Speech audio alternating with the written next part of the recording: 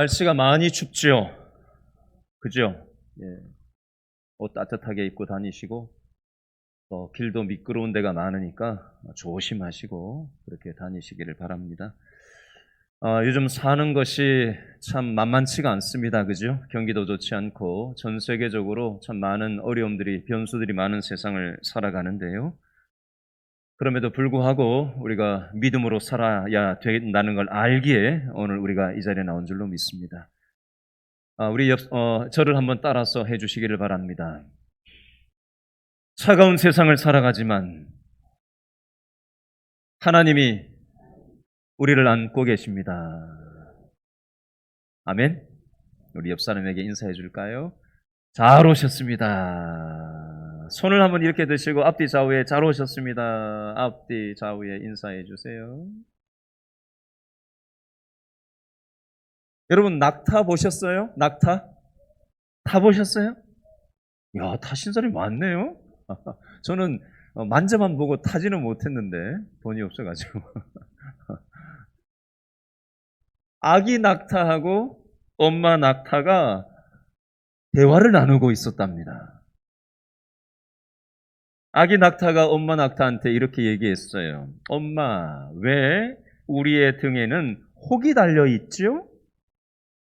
낙타 뒤에 혹이 달려 있잖아요. 단복 낙타, 쌍복 낙타 이렇게 있잖아요. 하나짜리, 두 개짜리. 그건 사막을 지나갈 때 물과 영양분을 공급받기 위해서 달려 있단다. 엄마, 왜 우리 발에는 동그란 발굽이 있어요? 그건 사막의 모래에 발이 빠지지 않도록 하기 위해서 달려 있단다. 엄마, 왜 우리 눈에는 긴 눈썹이 있어요? 그건 사막의 모래바람이 눈에 들어가지 않도록 하기 위해서 달려 있단다. 엄마 낙타의 말을 들은 아기 낙타가 고개를 갸우뚱 하면서 엄마 낙타에게 다시 질문을 했습니다. 엄마, 그런데 우리는 왜 사막에서 살지 않고 동물원에서 살아요? 이렇게 얘기했답니다. 이 이야기는 우리들에게 교훈을 하나 줘요. 낙타는 사막에서 살기에 최적화된 동물이죠. 동물은 우리 안에 갇혀서 살아가는 낙타는 어울리지 않는 모습입니다. 자, 제가 이 얘기를 왜 하는지 아세요? 성도도 이와 마찬가지라는 겁니다. 성도는 세상 속에서 살아가지만 세상의 방법대로 살지 않고 믿음으로 살아가는 사람들이 바로 성도예요. 성도가 믿음으로 살아가지 않고 세상의 방법대로 살아가는 것은 어울린다, 어울리지 않는다? 성도에게 어울리지 않는 모습이라는 겁니다. 질문합니다. 저와 여러분은 지난주 직장 생활을 하시면서 가정을 꾸리시면서 이웃과의 관계에서 믿음으로 살아가셨습니까? 아니면 세상의 방식대로 살아가셨습니까? 저와 여러분은 성도로 하나님이 불러주셨는데 세상 사람들과 전혀 차별이 없이 구분되지 않게 살아갔느냐? 아니면 무언가 다른 생각, 다른 마음, 다른 언어를 사용하면서 살다 오셨는지 질문하는 겁니다. 자, 지난주 설교 내용이었던 사무엘상 7장 말씀을 복습을 해보겠습니다. 이스라엘 백성들은 성도들이에요. 그런데 이스라엘 백성들은 믿음으로 살아가지 않고 세상의 방법대로 살았어요. 하나님을 부적처럼 사용했습니다. 하나님을 내 입맛대로 믿었어요. 그렇게 살아가다가 어떤 일이 생겼을까요? 오늘 서울 추운 날씨처럼 엄청나게 추운 인생의 어려움을 뼈가 아릴 정도로 겪게 됐습니다. 블레셋과의 전쟁에서 지고 뼈가 아릴 정도로 어려운 시간을 이스라엘 백성들은 겪게 됐어요. 그제서야 이스라엘 백성들은 이스라엘의 정중앙에 있는 미스바라는 동네에 모여서 회개 기도를 사무엘 선지자의 주도로 하게 되었어요. 세상 사람들하고 똑같이 살아가다가 이렇게 돼서야 믿음으로 살아가니까 그래도 하나님은 어떻게 하셨을까요? 지난주 설교 제목이 쓰여져 있는 사무엘상 7장 12절을 한번 보실래요? 7장 12절에 보면 에베네셀, 그 뜻이 지난주 설교 제목이죠. 읽어봅니다. 시작. 여호와께서 여기까지 우리를 도우셨다. 이게 에베네셀의 뜻이에요. 하나님이 이스라엘 백성들이 믿음으로 살아가는 모습을 보시고 은혜를 베풀어 주시는 것을 지난주 사무엘상 7장 말씀을 통해서 우리는 살펴봤죠. 그런데 오늘 사무엘상 8장에 보면 성도인 이스라엘 백성들이 또다시 믿음으로 살아가지 않고 세상의 방법대로 살아가는 모습이 나오고 있습니다. 오늘 사무엘상 8장에 나오는 이스라엘 백성들의 모습은 우리들의 모습하고 별반 차이가 없습니다.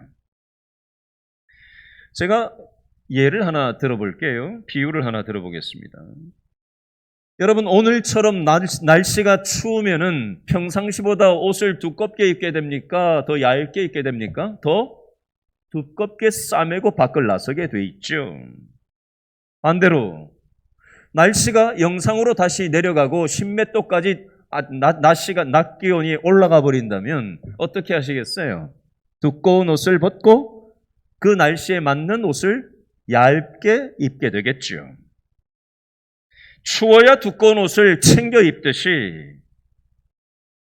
우리 인생에 있어서도 뼈 때리는 고통이 있을 때, 돈으로 안 되는 게 발생했을 때, 내 인력으로 안 되는 게 인생의 벽같이 딱 다가왔을 때, 그제서야 우리는 어떻게 하죠? 하나님을 찾아요.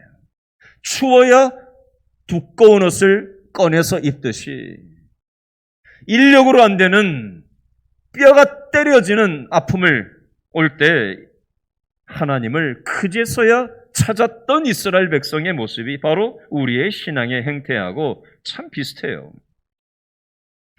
오늘 사무엘상 8장에 보면 성도인 이스라엘 백성들이 믿음으로 살지를 않고 세상의 방법을 따라가는 성도로서는 어울리지 않는 모습을 보여주고 있어요.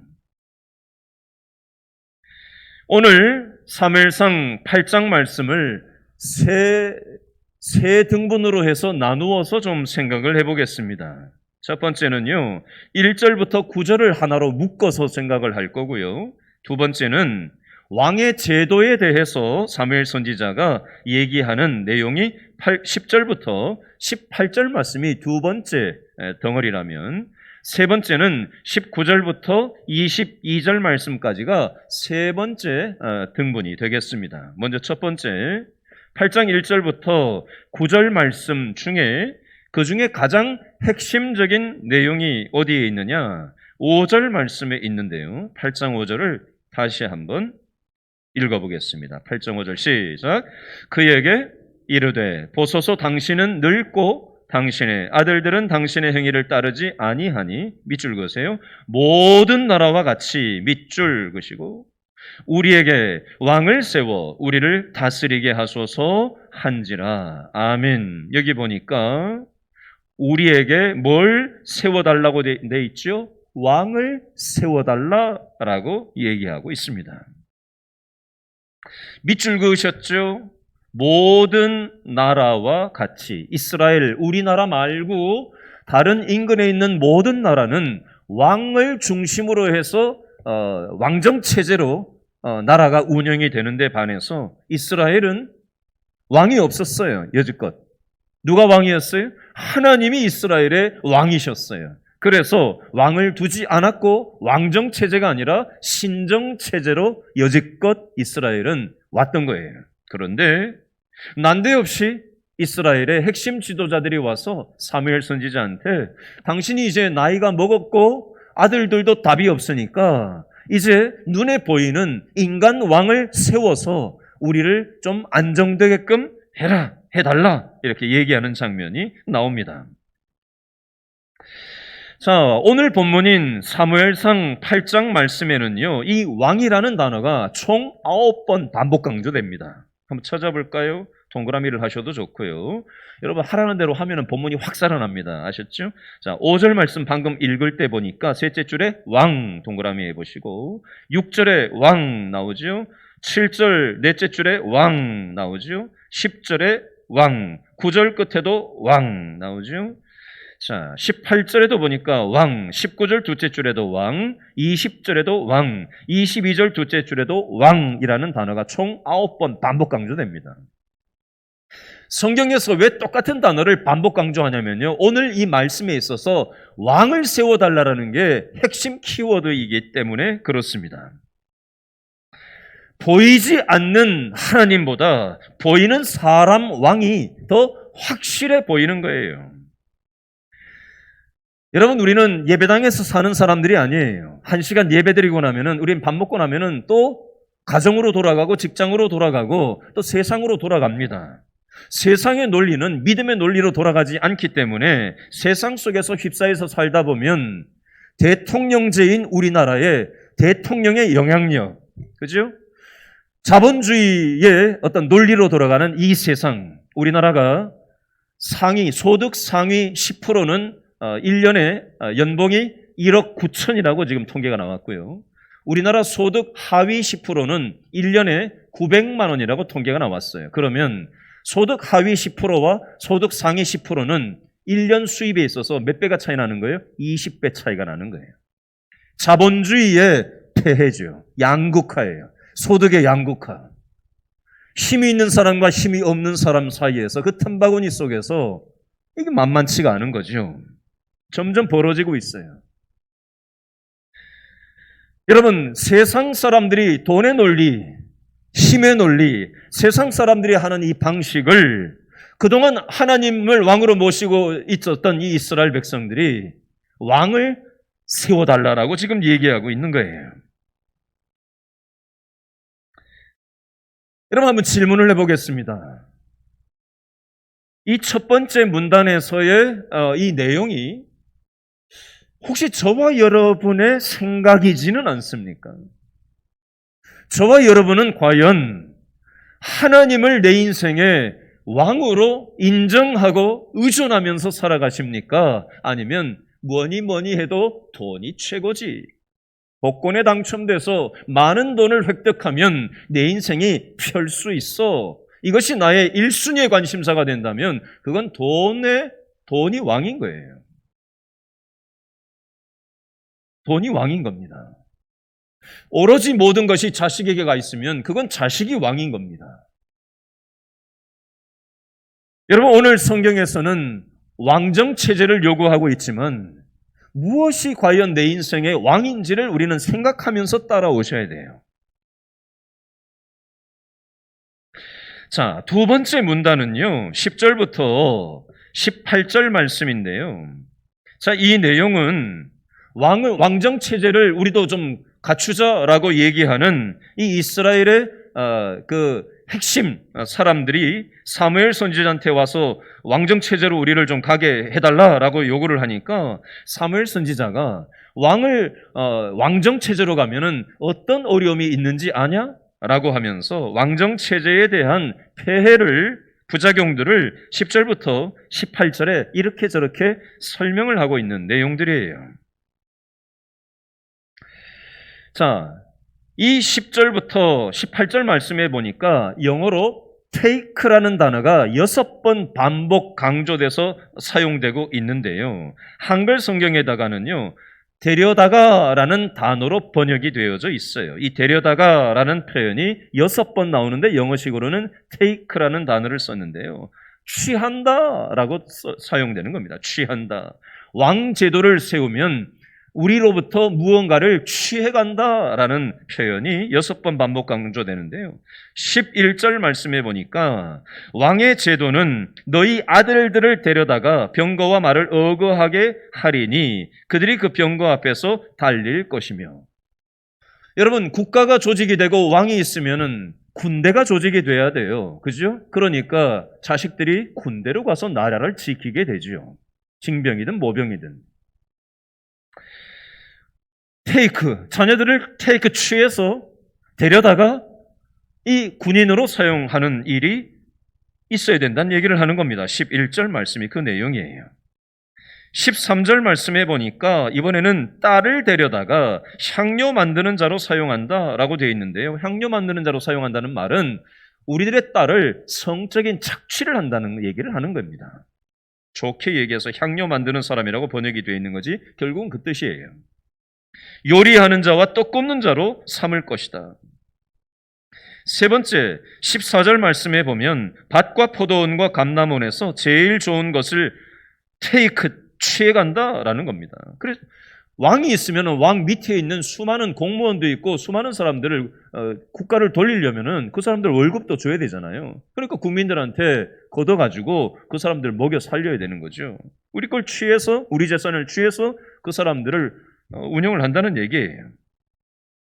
15절 말씀해 보니까 곡식과 포도원 소산에 11조를 취한다라고 되어 있습니다. 이건 국가에서 세금을 걷어간다라는 얘기입니다. 세금 참 많이 받아가잖아요. 어제 뉴스에 보니까 세금 안 내려고 뭐 현금으로 바꿔가지고 뭐 금 거북이도 숨겨놓고, 그죠? 뭐 현금으로 5만 원짜리 열쇠를 따고 집을 따고 들어가서 금고를 하나 발견했는데 뭐 5만 원권이 그냥 빼곡하게 이만한 금고에서 나오는 걸 봤습니다. 세금이 아까운 거죠. 숨기고 호탈을 하고 또 타협을 하면서 그렇게 우리는 살아갈 때가 있지 않아요? 16절 말씀해 보니까 노비와 가장 아름다운 소년과 나귀들을 취하여 간다, 끌어간다라고 되어 있고요. 17절에 양떼의 10분의 1을 거두어 간다, 가지고 간다 이렇게 되어 있어요. 자, 6번 반복 강조해서 우리의 아들들, 딸들 또 세금을 걷어가고 또 우리의 좋은 것들을 가져가야만 그것을 가지고 국가가 운영되고 돌아간다는 거예요. 그래도 왕을 세우겠냐라고 사무엘 선지자가 이스라엘의 핵심 인물들한테 얘기하는 내용이 10절부터 18절 말씀 내용이에요. 그 중에 핵심 표현이 17절 말씀에 나오는데 읽어볼까요? 17절 시작. 너희가 양떼의 10분의 1을 거두어 가리니 밑줄 그으세요. 너희가 그의 뭐가 될 거다? 종이 될 것이라. 종이 될 것이라. 국가가 이 왕정체제가 우리를 얼검에서 취하여 가고 취하여 가고 종 부리듯이 부릴 거다라고 표현을 하고 있어요. 자, 이 왕정체제, 인간 왕정체제와는 반대적인 개념으로 그러면 이스라엘 백성들이 지금껏 왕으로 모시고 온 하나님께서는 이스라엘 백성들에게 어떻게 하셨는가? 이걸 한번 좀 생각해 보겠습니다. 창세기 1장 29절에 보니까 하나님이 가라사대 내가 온 지면에 씨 맺는 모든 채소와 씨 가진 열매 맺는 모든 나무를 너희에게 주노니 너희 식물이 되리라. 무슨 얘기죠? 하나님께서 우리의 모든 먹을 것을 공급하시고 주시는 분이다라는 걸 강조하는 표현이에요. 창세기 4장 25절에 보면 아담이 다시 아내와 동침하매 그가 아들을 낳아 그 이름을 셋이라 하였으니 이는 하나님이 내게 가인의 죽인 아벨 대신에 다른 씨를 주셨다 함이며 하나님은 우리에게 자식들을 주셨어요. 로마서 8장 32절에 보면 자기 아들을 아끼지 아니하시고 우리 모든 사람을 위하여 내어 주신 이가 어찌 그 아들과 함께 모든 것을 우리에게 은사로 주지 아니하시겠느냐. 무슨 뜻이냐면요, 하나님은 우리 인생에 답이 없는 죄 바이러스에 감염된 우리 인류를 보시고 답이 없으니까 자기 아들 예수님을 이 땅에 내려보내셔서 자기 아들을 대신 죽게 하실 정도로 자신을 내어주셨다라는 표현이 되겠습니다. 세상 왕은 우리로부터 무언가를 취해간다면 하나님은 오히려 우리에게 먹을 것과 자식들과 또 모든 것을 베풀어 주시는 그런 하나님이라는 것입니다. 자, 한번 이 대목에서 한번 해보시자고요. 저와 여러분들은요, 무슨 일만 있으면, 건수만 생기면 하나님을 밀쳐내면서 살진 않습니까?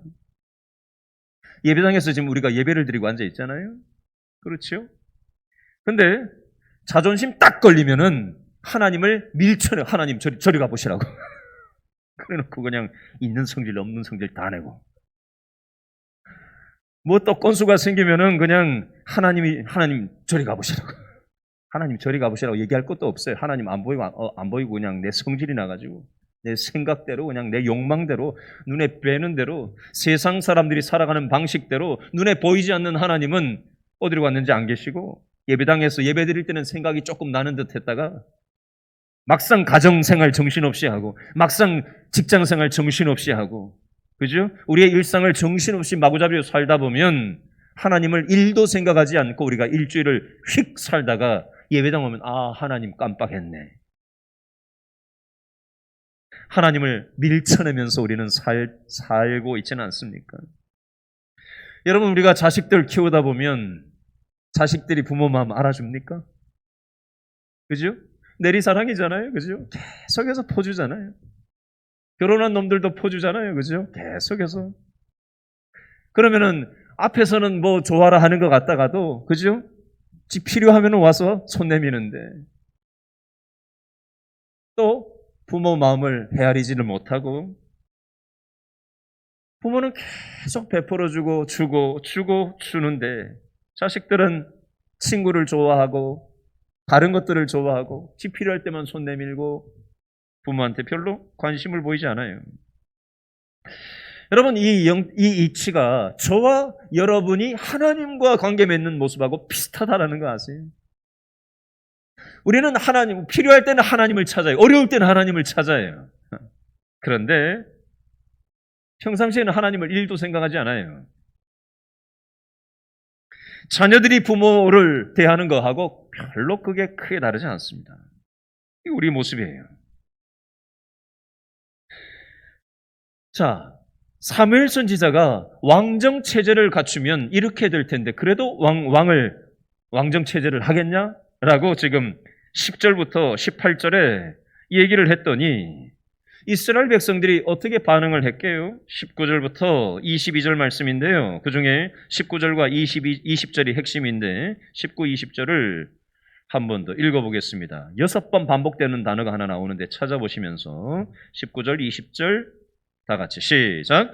백성이 사무엘의 말 듣기를 거절하여 이르되 아니로소이다. 우리도 우리 왕이 있어야 하리니 우리도 다른 나라들 같이 되어 우리의 왕이 우리를 다스리며 우리 앞에 나가서 우리의 싸움을 싸워야 할 것이니이다 하는지라. 아멘. 20절의 밑줄 그으세요. 다른 나라들 같이, 우리도 다른 나라들 같이 밑줄 그으세요. 자, 반복되는 단어가 뭐예요? 19절 둘째 줄에 우리도, 우리 왕이, 우리도, 20절, 우리도, 우리의 왕이, 우리를 다스리며 우리 앞에 우리의 싸움. 우리라는 표현이 7번, 6번이 아니라 7번 반복 강조되고 있어요. 자, 이 우리라는 말이 7번 반복 강조되는 것은 무엇을 얘기하는 거냐면요. 우리도 내 중심이에요. 인간 중심이에요. 하나님 중심이 아니에요. 내 중심, 인간 중심, 눈에 뵈는 거. 다른 나라들 같이, 세상 사람들 같이 나도 그렇게 살겠다는 거예요.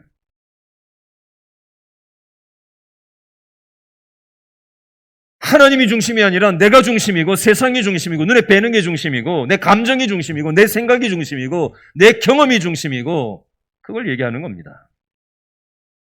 어떤 사회학자가 이 시대가 의지하고 있는 우상을 4가지로 소개를 했는데요. 첫 번째는 하나님 대신에 쾌락을 왕으로 모시는 세상. 두 번째, 하나님 대신에 돈을 왕으로 모시는 세상. 세 번째, 하나님 대신에 민족주의라는 이념을 왕으로 모시는 세상. 네 번째, 하나님 대신에 우리의 미래를 보장할 것처럼 보이는 백그라운드, 배경이나 사람이나 보험 증서를 신뢰하고 살아가는 세상. 여러분, 우리하고 똑같지요?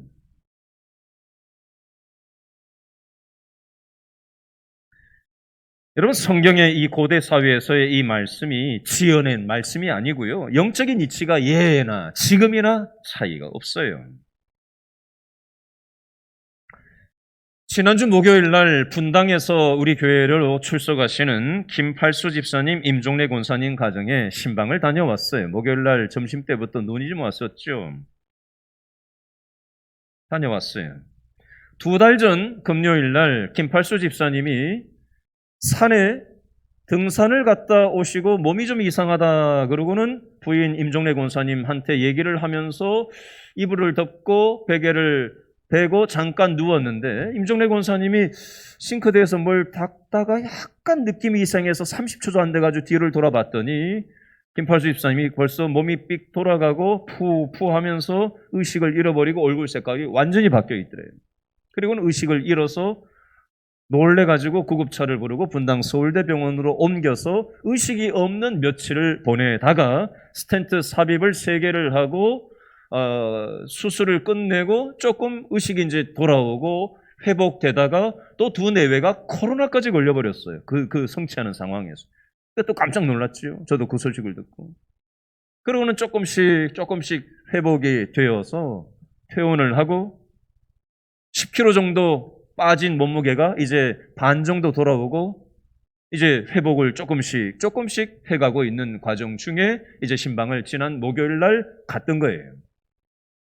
그동안의 경과를 쭉 얘기를 듣는데 우리 김팔수 집사님이 이제 나이가 한 70 정도 되셨거든요. 근데 굉장히 건강하신 날쌔신 분이에요. 최근까지도 축구를 공격수를 젊은 사람들하고 할 만큼 그렇게 건강관리를 잘해 오신 분이고 이틀에 한 번씩은 산에 2시간짜리 등산을 이틀에 한 번씩 하실 만큼 굉장히 건강하게 살아오신 분인데 이렇게 의식을 잃고 쓰러지신 거예요.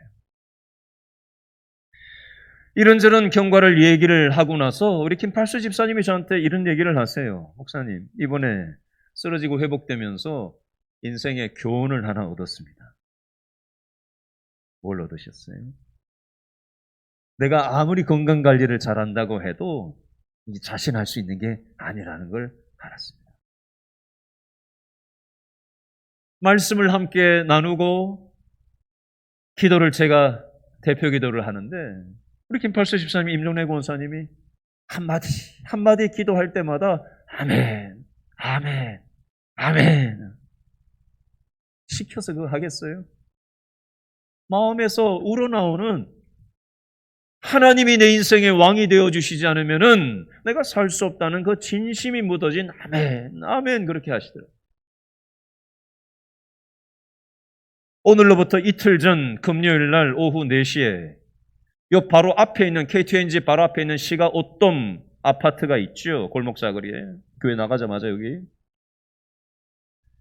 거기 사시는 우리 박영호 장로님께서 쓰러지셔서 피를 무지하게 많이 흘리고 쓰러져 있는 걸 뒤늦게 같은 아파트에 사는 동네 주민이 119를 불러가지고 급히 성심병원으로 옮겨가지고 지금 외과 중환자실에 지금 누워 계신데 나중에 지금 얘기를 들어보니까 넘어진 그 아들 우리 박성준 집사님이 그 아버지가 어떻게 지금 넘어져서 이렇게 다쳤는지 확인을 해보려고 아파트 CCTV를 돌려봤더니 미끄러져가지고 넘어지는데 손을 전혀 못 쓰고 그냥 뒤로 넘어지면서 두개골에 금이 가고 오른쪽 귓뼈가 다 깨졌다는 거예요. 피를 흘렸는데 뭐 본 사람이 얘기하는데 뭐 이만큼 피가 흘렀다는 얘기입니다. 저도 금요일 날 그 소식을 듣고 깜짝 놀래가지고 우리 박용호 장은 굉장히 건강하시거든요. 연세에 비해서.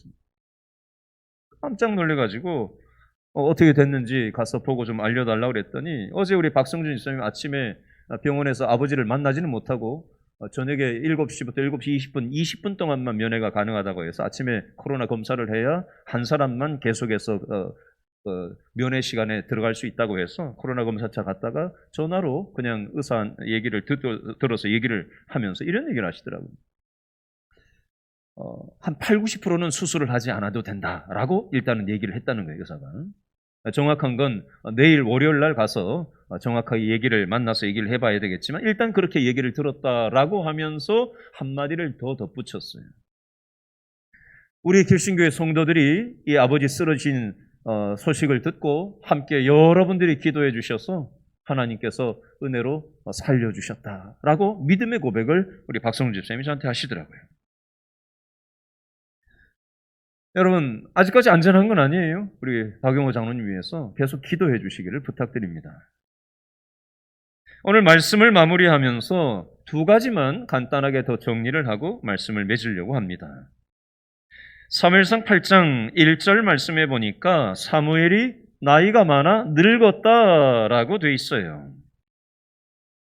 그리고 8장 1절에 보니까 사무엘의 아들들이 있는데 첫째 아들은 요엘이고 둘째 아들은 아비야다. 근데 이 아들들이 어떻게 살았냐? 8장 3절에 보니까 자기 아버지 사무엘의 행위를 따르지 않고 이익을 따라 뇌물을 받고 판결을 굽게 했다라고 되어 있습니다. 다른 말로 하면 자식 농사를 제대로 못했다라는 얘기가 됩니다.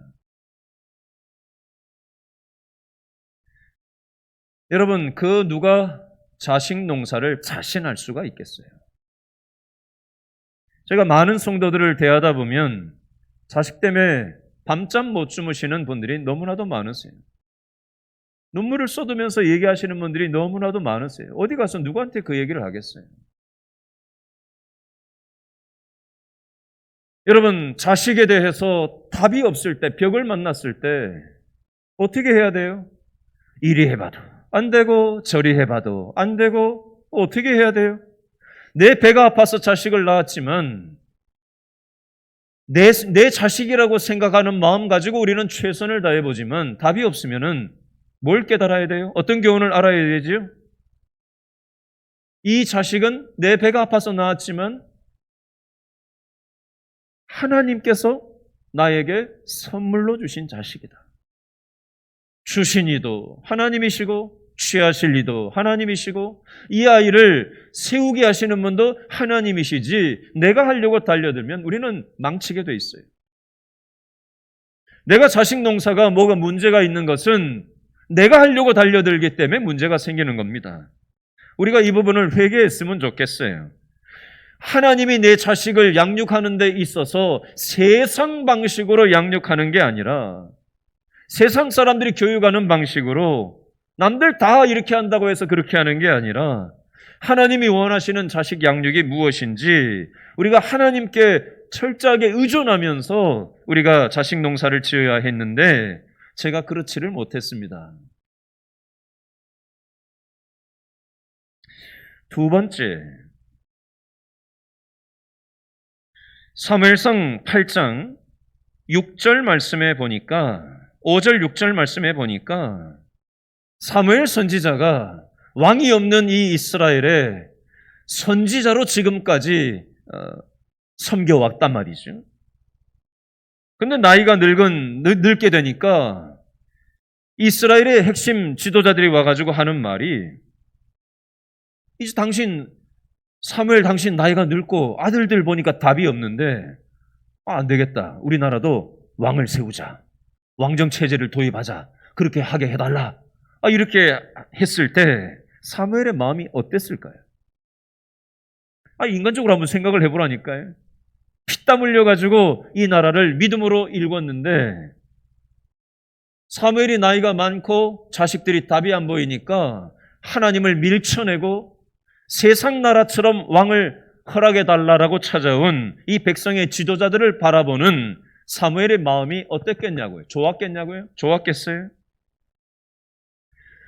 여러분, 사무엘에게는 이 이스라엘의 지도자가 와서 이렇게 얘기한 것이 맞부딪힘이 일어났다면 저와 여러분도 인간관계에 있어서 맞부딪힘이 일어날 때가 있지 않습니까? 그죠?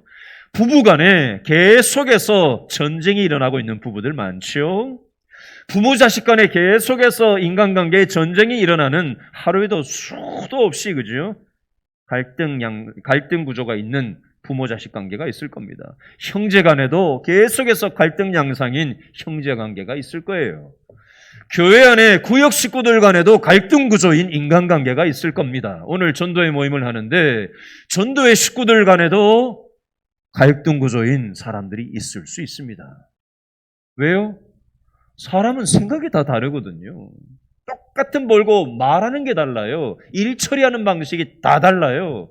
배경이 다르고 경험이 다르고 어떻게 똑같겠어요? 같은 배에서 나온 쌍둥이도 다른데 어떻게 똑같기를 바라요? 그건 있을 수 없어요. 문제는 이 인간관계에 갈등이 왔을 때 내가 문제를 어떻게 풀어가느냐가 중요한데요. 그러면 사무엘은 이 상황에서 어떻게 문제를 풀었는지를 보고 좀 배우자고요.